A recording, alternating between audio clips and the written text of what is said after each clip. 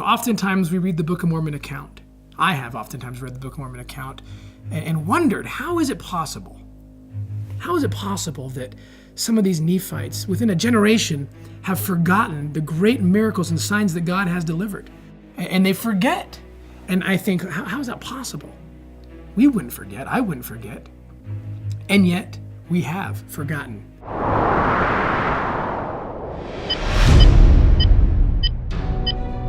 For many years now, there has been strife and debate by historians in regard to the honor of those who settled what is now the United States.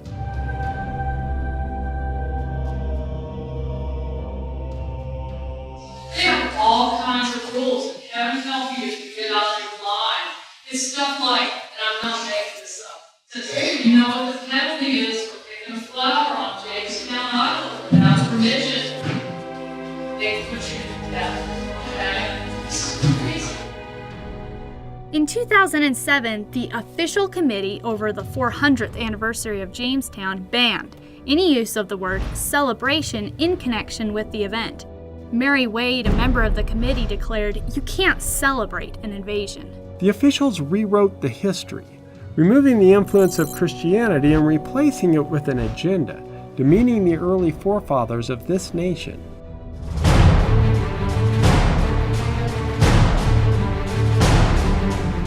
Modern history portrays the Pilgrim separatists and the Puritans as murderers who initiated a Holocaust.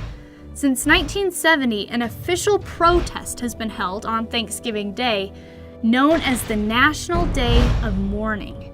This coincides with Unthanksgiving Day, an event held in San Francisco.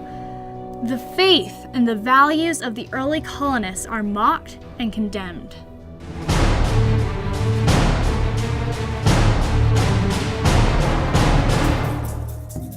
Did horrible atrocities happen to the Native Americans during and after the colonization? Of course, Nephi saw this in vision. But it was the wicked among those noble founders. It was the Lamans and the Lemuels of the colonies. Throughout the Book of Mormon, that paradigm plays out, the righteous against the wicked. That is the play out of the Abrahamic covenant. There is obedience, there is disobedience. Not all of those aboard Nephi's ship were coming to America to serve God with pure hearts. Certainly Laman, Lemuel, their wives, and most of their children cared very little for the things of God. They traveled side by side with Nephi, Sam, and their families, as well as Jacob and Joseph. Certainly this does not alter the fact that Lehi and Nephi were directed by God to come to America, and that the Lord covenanted this land to them. The wicked who came with them were transported here to America to be a scourge to the faithful. Blessings and the cursings are predicated upon the choices that we make. It's that idea of accountability in this life and in the next life.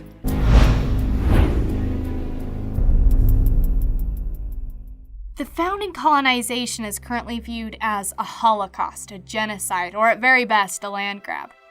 Sure, there were troublemakers, as there have always been. But in addition, some of the greatest peacemakers came on stage at that time.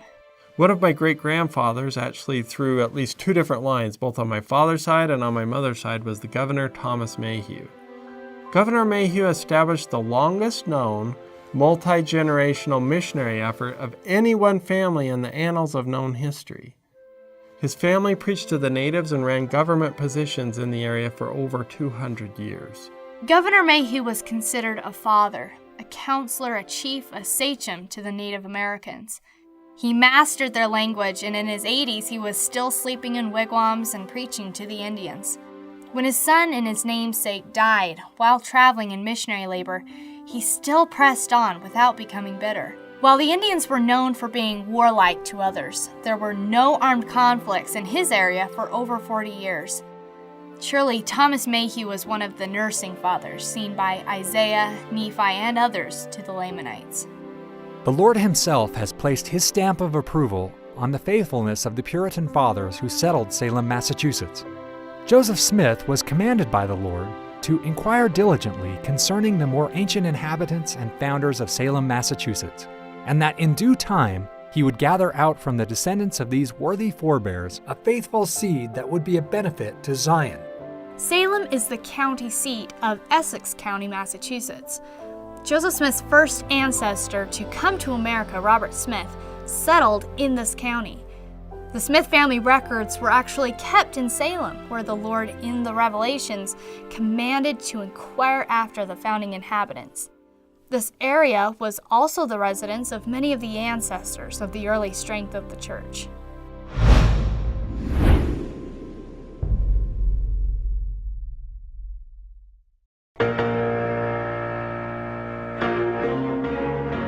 One of the tools that has shaped our view of the Puritans is the widely acclaimed novel, The Scarlet Letter, by Nathaniel Hawthorne. It rewrote the history to the point that now, if we look into the thesaurus, Puritan synonyms are primitive, strict, holier-than-thou, prudish, snobbish, self-righteous, crude, and so forth.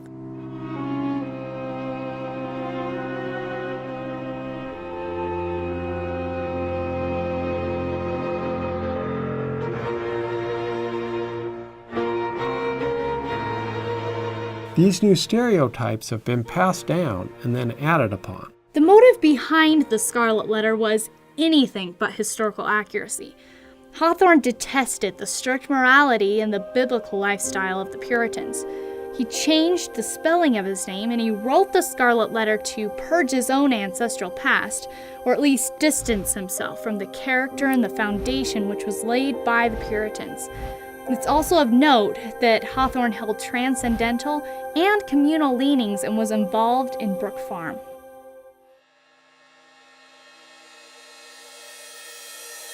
Recently, the Scarlet Letter has become a symbol of atheism.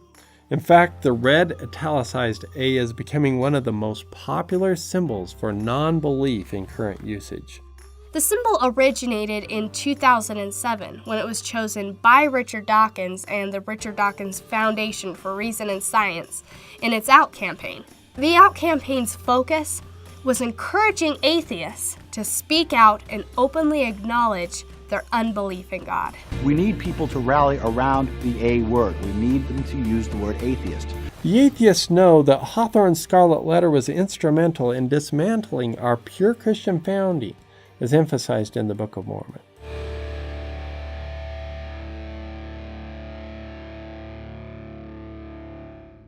Another distortion of the Puritans is The Crucible, written by the atheist Arthur Miller. Miller's intent was to compare the Puritans during the Salem witch trials to the House Un-American Activities Committee. He was comparing the anti-communists to witch hunters. It isn't difficult to understand why Miller would have a problem with Puritanism. He was a pro-communist adulterer, and yet we go to him to learn the character and the history of the moral, hard-working Puritans. It's like going to Hitler to learn about the Jews. It was the very same in the Book of Mormon. They started with this foundation laid by men like Lehi, Nephi, Jacob, and other great prophets that was based on pure Christianity. And then they began to stray and move away from that. The question that I continuously pose to our nation today is, do we understand that covenant today?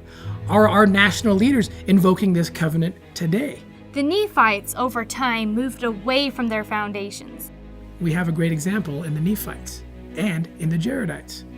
They were all invoking the covenant, and when they failed to live it, what happened to them? They looked back to their early history thinking, oh, Nephi was so strict.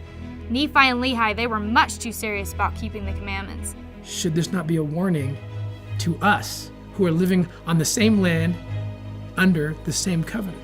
And the thing I find is interesting is how the Book of Mormon has these parallels between ancient history on these same sacred lands, and then Book of Mormon history, and now we have the final chapter of Earth's existence playing out again one final time on this same sacred land. It certainly is a warning. And in this nation, we need to wake up to it and start living this covenant.